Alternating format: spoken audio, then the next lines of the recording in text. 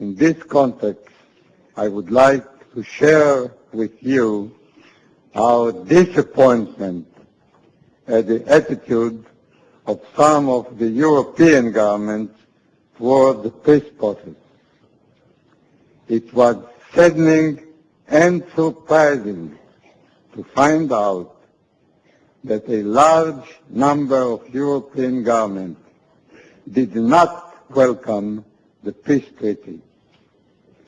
This attitude has been mainly reflected in the Middle Eastern declaration of the foreign minister of the European Community, and especially in their recent UN address, in which they had failed even to refer to the Egyptian-Israeli Treaty of Peace by its proper name, mentioning it just as the agreement.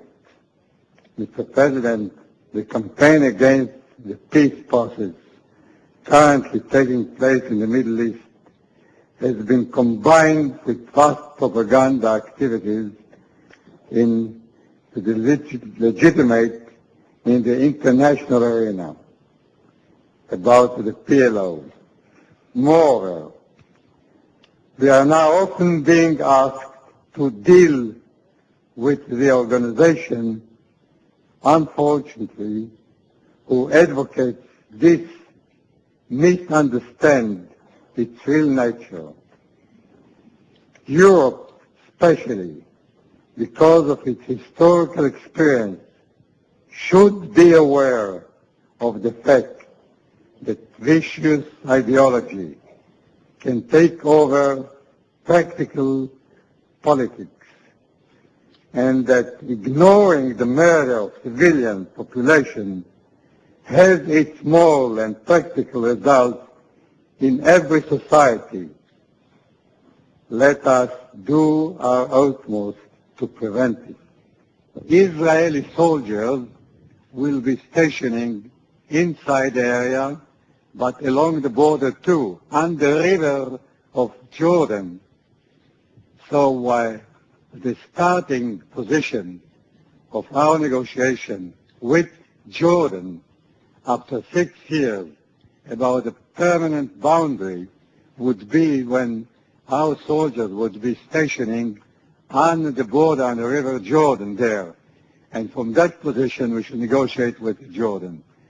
We do not see, and I don't really believe that any Israeli government, whatever and whichever will be after 6 years, will agree to go back all the way to the old boundary that was in 1967 with Jordan, the way that we have agreed with a clear, tremendous majority of the Israeli parliament to do it with Egypt, where we do have a desert, 150 kilometers, a neighbor like Egypt, and in between various arrangements of a buffer, UN forces, and just now American forces. Thank you.